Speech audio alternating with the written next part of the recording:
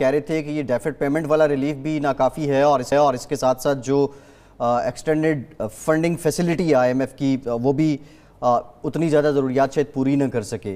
वक्त मुश्किल है, बजट का काम भी मुश्किल है जो बजट बनाना इन हालात में, तो काफ़ी क्या होगा? देखिए जी, बात सिर्फ मैं ये करने की कोशिश कर रहा था कि इस वक्त ये जो आपका जो कोरोना वायरस का पेंडेमिक है, ये इस पे बहुत ही डिपेंड करेगा कि ये कितनी देर चलता है और इसमें कितनी शिद्दत आती है या जो कम होता है, शिद्दत कम होती है। क्योंकि जितनी शिद्दत कम होना शुरू हो जाएगी उतनी इकनॉमिक एक्टिविटी ज़्यादा बढ़ना शुरू हो जाएगी, उतनी नॉर्मल की तरफ हम जाना शुरू करेंगे। लेकिन इस वक्त जो सूरत हाल है, जिस तरह आप देख रहे हैं कि हमारे रोज़ाना जो केसेस अब बढ़ते जा रहे हैं, तो मुझे ये नज़र नहीं आ रहा कि अगले 1-2 महीने 3 महीनों में एकदम कोई डिप आ जाएगा। लेकिन हुकूमत ने एक बड़ा जुर्रतमंदाना जो इक़दाम किया है एक तरीके से, और वो ये है कि उन्होंने काफ़ी एक्टिविटी, इकनॉमिक एक्टिविटी खोल दी है। तो उससे तो एक डिमांड तो ज़रूर क्रिएट होगी। वो डिमांड कितनी क्रिएट होगी और कितनी इकनॉमिक एक्टिविटी, ये तो वक्त ही बताएगा। लेकिन बजट इसमें इन्होंने अभी बनाना है, तो किस बेसिस पे ये बनाएंगे? बजट में ये ज़ाहिर है, ये जो रेवेन्यू है, अगर इनको आईएमएफ पुश करेगा कि ये इसको लेके चले जाएं कोई तकरीबन 5 ट्रिलियन पे, तो वो एक किस्म के I would say unrealistic target होगा। तो इनको जो रेवेन्यू है वो रियलिस्टिक बनाना पड़ेगा। अगर 3.8 ट्रिलियन इस वक्त हुआ है, तो ये देखना पड़ेगा कि पिछले 2-3 महीनों में मंथली रेवेन्यू कितना कलेक्ट हुआ है। तो उस बेसिस के ऊपर तो अगर किया जाए तो 3.8 ट्रिलियन भी बहुत बड़ा एक चैलेंज है। उसके बाद आप ज़ाहिर है आपका जो नॉन एफबीआर रेवेन्यू था वो तकरीबन 1.4 ट्रिलियन था पिछली दफ़ा। उसके बीच में स्टेट बैंक के काफ़ी ज़्यादा प्रॉफिट थे और उसमें ये जो आपकी टेलीकॉम कंपनी की काफ़ी रेवेन्यू वगैरह थे। इस दफ़ा उसमें कितना आएगा वो खुदा ही जानता है। लेकिन अगर फ़र्ज़ करें 1 ट्रिलियन भी आ जाता है तो 4.8 ट्रिलियन, तो उसको बीच में जब आप सूबों को पैसे भी दे दें तो पिछली दफ़ा से काफ़ी एक गैप आ जाता है। लेकिन इसमें जो अच्छी चीज़ होगी और जो आपके जो पॉजिटिव इसमें डेवलपमेंट है वो ये है कि पिछली दफ़ा तकरीबन 3,000 बिलियन जो है वो डेट सर्विसिंग में गया, और इस दफ़ा जो डिस्काउंट रेट नीचे आया है 5% और हो सकता है कुछ और भी आ जाए, उसकी वजह से हो सकता है आपकी डेट सर्विसिंग आधी रह जाए, तो 1500 अरब रुपया वहाँ से सेव हो सकता है। तो उस लिहाज से मैं ये नहीं कहूँगा कि आपका फिस्कल डेफिसिट कम हो जाएगा, लेकिन शायद फिस्कल डेफिसिट वहीं रहे जी, लेकिन ये अपना एक किस्म से काम चला लेंगे। जी जी शौकत साहब, ये 3000 अरब का कह रहे हैं खसारे का बजट होगा ये, और इसके साथ साथ आपने जो रेवेन्यू का जिक्र किया वो एफबीआर को जो टारगेट दिया जा रहा है वो 4700 अरब रुपए है, लेकिन वो कहते हैं हम 4400 पे ही आप समझ लें जो हमारे लिए रियलिस्टिक है। और कई इस किस्म के हैं, मसलन वर्ल्ड बैंक ने कहा है कि आपकी आइंदा साल -1% GDP ग्रोथ होगी, ये नहीं कि मनफी होगी। फिर IMF कहता है कि आप सैलरीज ना बढ़ाएं, गवर्नमेंट अक्रॉस द बोर्ड 20% बढ़ाना चाहती है सैलरी जो सरकारी मुलाजमीन की एक सतह तक।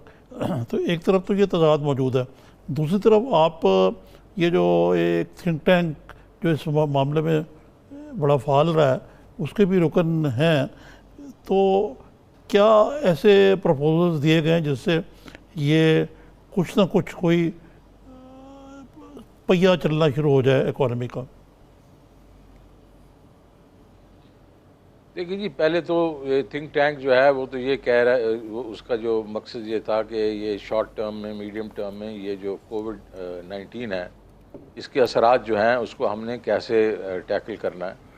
तो पहला तो मकसद ये था कि यार फ़र्ज़ करो ये अगर ये अभी तो इन्होंने 4 महीने के लिए 12-12 हज़ार रुपये दे दिए ना 12 मिलियन घरों को, तो फ़र्ज़ करो ये आगे जाता है और उनको और पैसे देने पड़ते हैं, तो वो पैसे कहाँ से आएंगे? तो उसको ये देखा, मतलब इसके ऊपर डिस्कशन हुई है।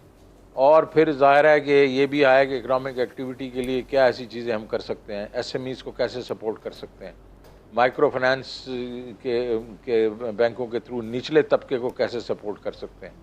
फिर यह है कि लो कॉस्ट हाउसिंग कैसे कर सकते हैं जिससे इकनॉमिक एक्टिविटी क्रिएट होगी। ये चंद चीज़ें जो हैं इसमें आए। और फिर बजट के बीच में ये भी कहा गया कि डिमांड क्रिएट करने के लिए कि जो कुछ चीज़ें ऐसी हैं जो कि रोज़मर्रा की ज़रूरियात हैं उस पर GST को कम किया जाए, ताकि लोग जो है वो ज़्यादा से ज़्यादा मतलब ख़रीदारी करें और उसकी डिमांड क्रिएट हो, और ताकि इकनॉमिक एक्टिविटी क्रिएट हो। तो जो आप बात कर रहे हैं वो बिल्कुल सही कह रहे हैं। ये बहुत बड़ा चैलेंज है कि रेवेन्यू जो हैं उसको मतलब यह है कि पिछले साल की लेवल पे भी ले जाना बहुत बड़ा चैलेंज है। और दूसरी बात यह है कि expenditure, yes, non development expenditure जो है आपको कट करना पड़ेगा, लेकिन उसमें कुछ ऐसी बड़ी बड़ी चीज़ें हैं जिसको आपने अगर रिफॉर्म्स नहीं करेंगे तो कट नहीं होंगी। जिस तरह लॉसेज हैं, स्टेट ओन्ड एंटरप्राइजेस के लॉसेज 500 अरब रुपए के, जिसके ऊपर आपने अभी तक कुछ किया ही नहीं है, तो वो कैसे कम होंगे? तो वो एक बहुत बड़ा चैलेंज है। तो उससे अगर आप वो नहीं करेंगे तो आपका फिस्कल डेफिसिट मेरे ख्याल में वो जो मैं 9-9.5% की बात कर रहा हूँ, ये भी एक बहुत बड़ा चैलेंज होगा। तो इसीलिए जो आप बात कर रहे हैं ना, कि ये आप सही बातें कर रहे हैं कि इस वक्त ये तो ज़्यादा मतलब जिस तरह सैलरी इंक्रीजेज वगैरह वगैरह, इसके ऊपर तो मेरे ख्याल में बहुत मुश्किल हो जाएगी हुकूमत को, उसके ऊपर उनको काफ़ी सख्ती करनी पड़ेगी नॉन डेवलपमेंट एक्सपेंडिचर को इंक्रीज करने में। तो शौकत साहब, ये एक और जो प्राइम मिनिस्टर ने कल मीटिंग की, सूबों को उन्होंने कहा कि जी एक तो ऐसी बजट मेकिंग एक्सरसाइज होनी चाहिए फेडरल में भी और प्रोविंशियल में, जिससे एम्प्लॉयमेंट बढ़े, और दूसरा प्राइवेट सेक्टर को फ़रोग़ हासिल हो, इन्वेस्टमेंट को। लेकिन आप हुकूमत की पॉलिसियों के हवाले से क्या आप समझते हैं कि एक तो कोरोना का मसला है, क्या हुकूमत की जो इस वक्त मौजूदा पॉलिसीज़ हैं और जिस जो नैरेटिव है, ये प्राइवेट सेक्टर को कोई इनकरेज कर रहा है या डिस्करेज कर रहा है या कुछ नहीं कर रहा? जी बिल्कुल इनकरेज कर रहे हैं। देखें, जो स्टेट बैंक की जितनी भी स्कीम्स आई हैं जिसमें इनको रिलीफ दिया गया है डेट के ऊपर, और एक 2 साल तक इनकी आगे वो डिफ़र कर दी गई हैं, वो इनको रिलीफ दिया गया है। ये पूरी इंडस्ट्री को रिलीफ दिया गया है, उसमें स्मॉल से लेकर बड़ी इंडस्ट्री तक दिया गया है। तो ये तो हुकूमत ने इनको बहुत इनकरेज किया है। डिस्काउंट रेट का 5% नीचे आना, ये इनके लिए बहुत बड़ी इनकरेजमेंट है। और मेरे ख्याल में जो बाकी भी इस वक्त जो लो कॉस्ट हाउसिंग के ऊपर इन्होंने एक पैकेज दिया है, वो भी एक इनकरेजमेंट है। तो हुकूमत तो इनकरेज कर रही है, जो भी उनके वसाइल हैं उससे मेरे ख्याल में उन्होंने बढ़ के इनकरेजमेंट की है। लेकिन ये है कि अब देखा जाए कि ये अब डिमांड कैसे जनरेट होती है, ये तो ये जो आपका एपिडेमिक है इसके ऊपर मुनसर करता है, ये कितना सीवियर होता है। क्योंकि हो सकता है अगर बहुत ज़्यादा सख्त हो और सीवियर हो जाए तो इसके ऊपर फिर से लॉकडाउन करना पड़ जाए, वो हमारे लिए बहुत ही एक किस्म से नुकसानदेह होगा। हाँ शौकत साहब, कुछ वैसे तो ये जो हमने ये किया है, अगर ये इसको ठीक तरह सेल नहीं कर पाए और जब तक ग्राफ ऊपर जा रहा है तब हमने लॉकडाउन खोल दिया।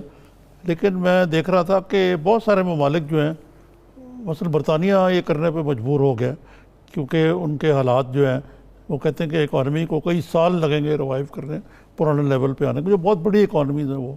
यही भारत में, हालांकि भारत में बहुत हमारे मुकाबले ऊपर जा रहा है, वो भी लॉकडाउन खोल रहे हैं। तो ये एक जस्टिफिकेशन है लॉकडाउन खोलने की इकोनॉमिक राइवल के। लेकिन यहाँ ऐसा लगता है कि हुकूमत की पॉलिसीज ये ना हो कि लॉकडाउन भी खुल जाए और इकॉनमी भी रिवाइव ना हो और गरीब आदमी आखिर में फिर भी मारा जाए।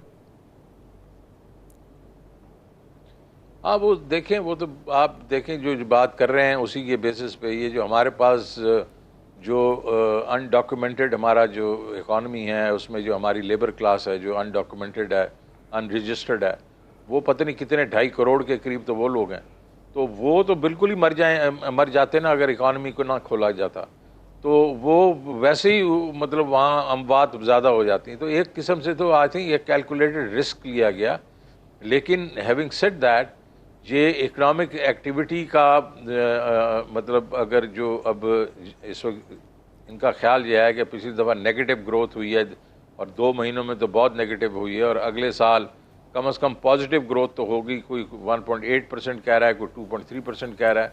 तो उससे ये है कि वो कह रहे हैं कि कम से कम कोई पहिया तो चलना शुरू होगा। उससे ये हमारी जो निचला तबका है उसके लिए कुछ मौके जो हैं वो आएंगे सामने। लेकिन फिर वही मैं कहूँगा एक दफ़ा कि लेकिन अगर ये कोविड जो है इसका एक दफ़ा रिलैप्स हो गया, मतलब अगर ये बहुत हमारे कंट्रोल में नहीं आया और फिर से हमें लॉकडाउन करना पड़ा, तो वो बहुत रिस्की हो जाएगा।